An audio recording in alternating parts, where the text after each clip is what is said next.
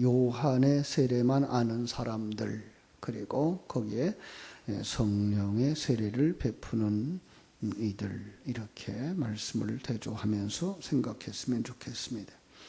이 아볼로라고 하는 사람, 우리가 잘 아는 사람이죠. 그죠? 알렉산드리아의 출신으로 경건한 유대인. 여기 보니까 언변이 좋고 이렇게 번역을 해놨는데, 이 로기오스라는 단어는 먼저 개역 성경에서는 학문이 많고 그랬어요. 학문이 많고, 또 그런가 하면은 지혜롭고 이런 뜻도 있고요. 그래서 그는 정말 학문도 많고 언변도 좋았다고 하는 말이 될 수 있는 게 유대인의 말을 이길 수 있는 그러한 사람이었기 때문이다 라고 말하고 있는데, 지적인 사람인 것을 우리는 알 수가 있습니다. 그래서 성경에 아주 능통한 자라. 성경, 구약 성경을 지금까지 얘기하고 있겠죠. 그 성경에 능통한 자, 지식을 가진 자, 성경의 지식을 가진 자. 어떤 지식입니까? 오실 메시아를 알고 있었다. 예수에 관한 것을 자세히 말하며 가르칠 수 있는 사람, 이렇게 되어 있어요. 그런데 예수에 관한 것을 가르쳤는데 그는 요한의 세례만 알았다라는 것. 이건 구약에 관한 거죠. 요한의 세례, 아직도 구약에 관한 것을 이야기하고 있어요. 성령 세례, 거기까지 가야 이제 신약의 세례를 알 수 있고, 그러면 죽었다가 살아남에 대한 것을 알 수 있는 거죠. 세례에 과연 담아주신 그 진리를 알지 못했다라는 거죠. 어떤 면에서. 그래서 그들은 세례를 그냥 죄 씻음의 상징, 그래서 세례 받음으로 말미암아서 우리가 죄 씻음 받는구나라는 것만 알고 있었어요. 신약의 세례는 어떤 거예요? 예수와 함께 죽고 예수와 함께 사는 거구나. 여기까지 가야 그가 바로 이제 그 예수님을 통해서 주신 그 성령 세례다라는 것을 알 수가 있는데, 바로 그들은 거기까지 가지 못했던 사람, 어떤 면에서 자신도 아직 거듭나지 못한 사람, 이렇게 볼 수 있어요.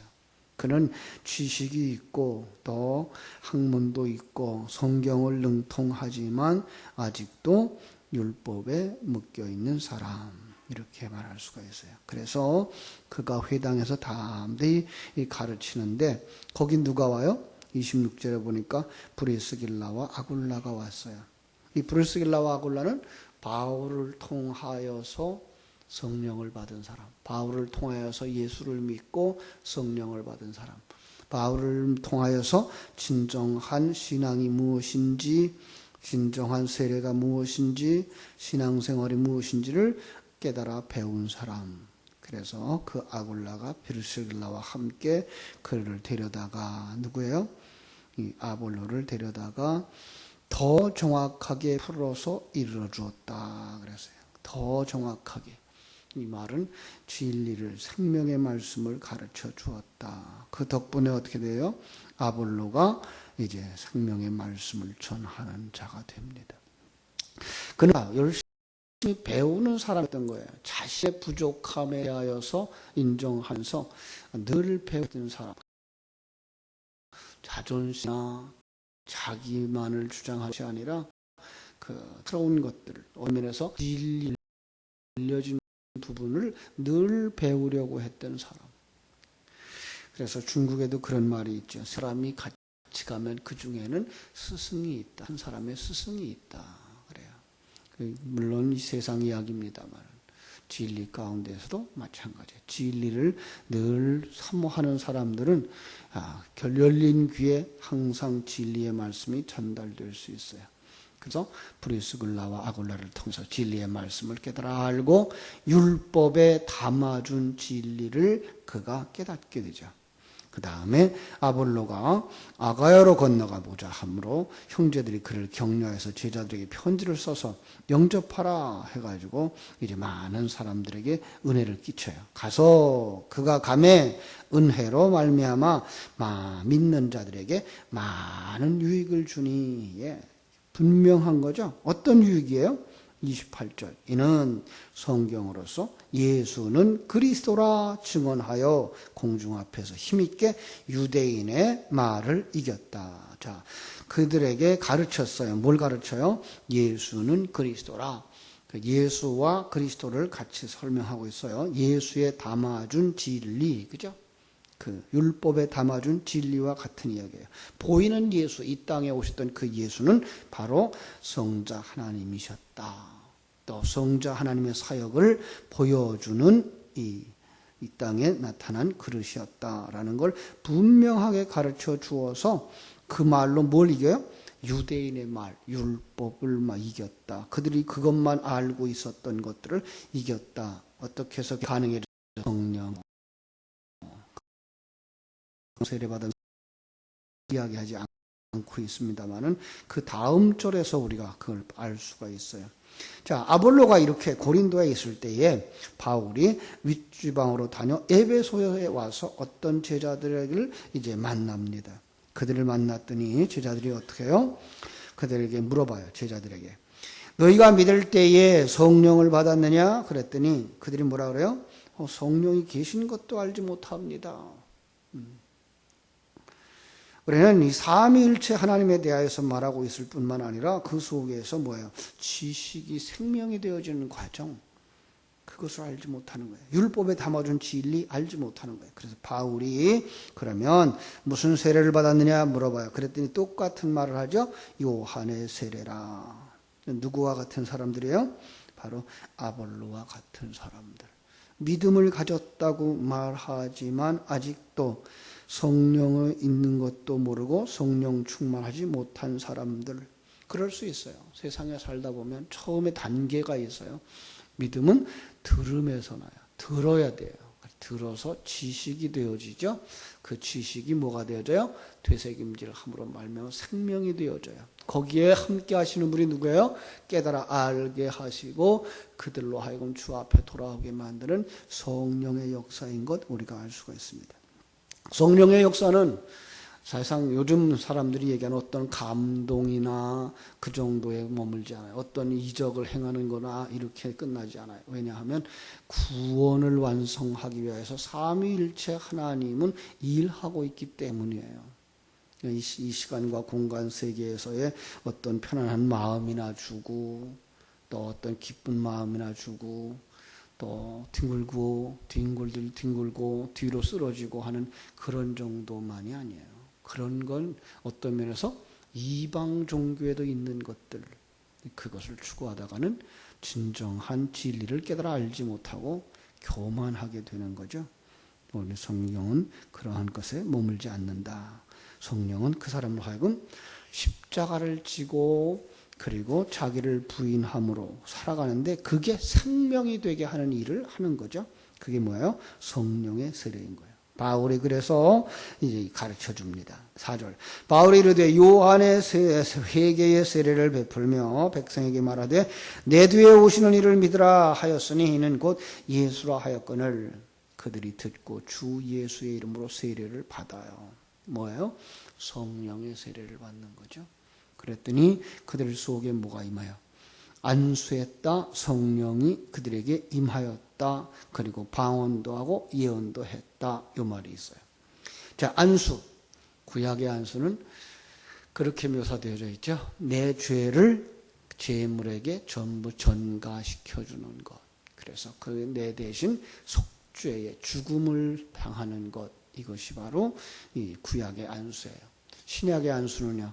내가 가진 진리를 몽땅 그 사람들에게 전수해 주는 것, 전달해 주는 것. 예, 바로 그러면 안수하면 어떤 역사가 일어나요? 예, 성령이 그들에게 임한다. 진리가 그들 속에 임하고 그것이 생명이 되어진다. 그러면 어떻게 돼요? 그들이 그 진리를 말할 수 있게 되는데 그 진리를 말하면 다른 사람들이 알아듣지 못해요. 왜 알아듣지 못해요? 그들은 아직도 살아있는 자들이 아니기 때문에, 귀가 열려있는 자들이 아니기 때문에, 눈이 열려진 자들이 아니기 때문에 그런 점 그들에게는 방언이 되는 거죠. 방언처럼 들리는 거죠. 그러나 그 속에서 열린 귀가 있는 사람들, 하나님께서 생명을 주신 사람들은 그것이 바로 예언이 되는 거예요. 그 사람들의 장래의 일들을 가르쳐 주는 거니까 바로 거기까지 갔으면 좋겠어요. 이건 예언이라고 하는 이야기를 할 때에 우리는 이 세상에서 일어나는 이 가을에는 어떤 일이 있을 것이고 당신이 일생 후에는 한 달 후에는 어떤 일을 만날 것이고 이런 예언을 하는 게 아니라 진정한 하나님의 나라의 영적인 세계의 이야기를 장차 일어날 당신의 미래 구원과 심판에 관한 이야기가 진정한 예언인 거죠. 그렇습니다. 바로 우리가 그러한 성령의 은혜로 말미암아 그게 생명이 되어지고 들려질 때 그것은 바로 예언이 되어져요. 그런 사람을 뭐라 그런다? 하나님의 아들. 그래서 여기다 12라는 숫자를 담아줬어요. 모두 12사람쯤 되니라.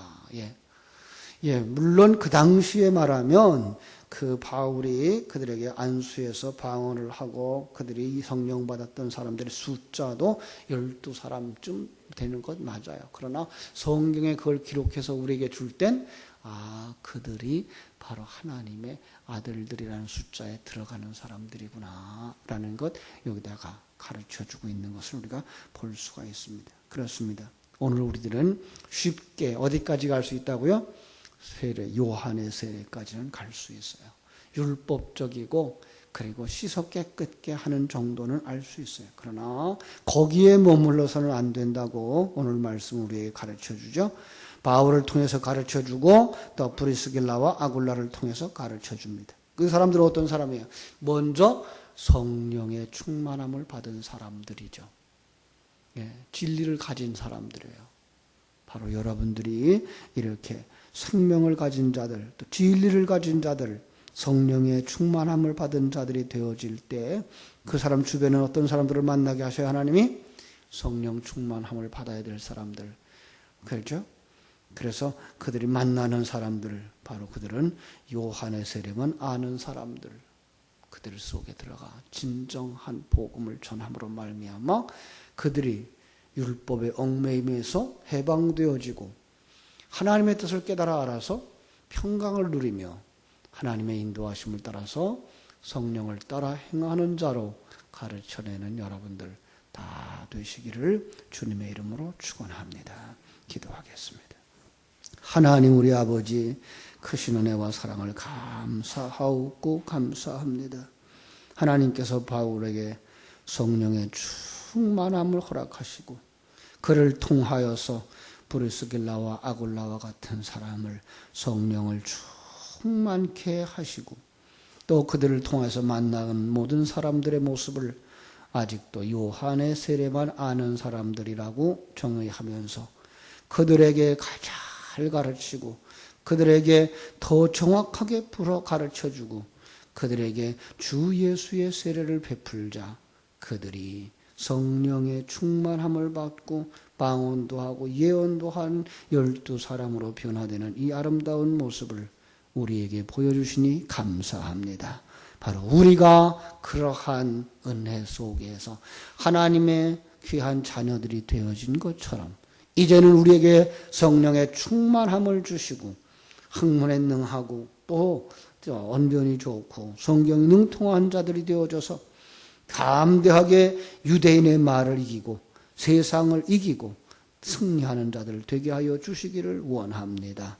그 속에서 또 아볼로는 자라나 훗날 아버지 하나님께서요 바울의 동력자라 하는 이름을 얻었으며 많은 사람들이 혹은 히브리서의 저자가 아닌가라고 생각할 수 있도록 그를 양육시켜 주신 하나님 오늘도 동일한 은혜를 우리 속에 허락하여 주셔서 정말로 성령의 충만함이 넘쳐나게 해주시고 가르칠 수 있는 지식이 능한 자들 되게 해주시고 성경의 아버지의 능통한 자들이 되게 해주셔서 그 속에 성령의 충만함으로 말미암아 지식에 머무르지 말게 해주시고 그 말씀들이 생명이 되어져 우리를 통하여 또 흘러넘쳐나는 역사를 보여주시기를 원합니다.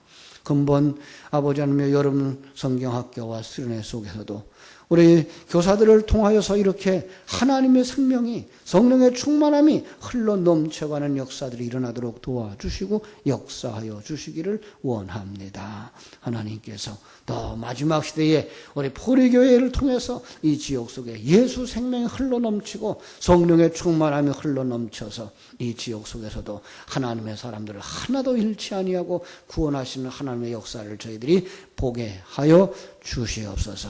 이를 위하여 기도하며 구하는 모두에게 아버지 하나님이여 좋은 것 성령으로 충만케 해주시기를 간절히 소원하며 거룩하신 예수님의 이름으로 기도하옵나이다. 아멘.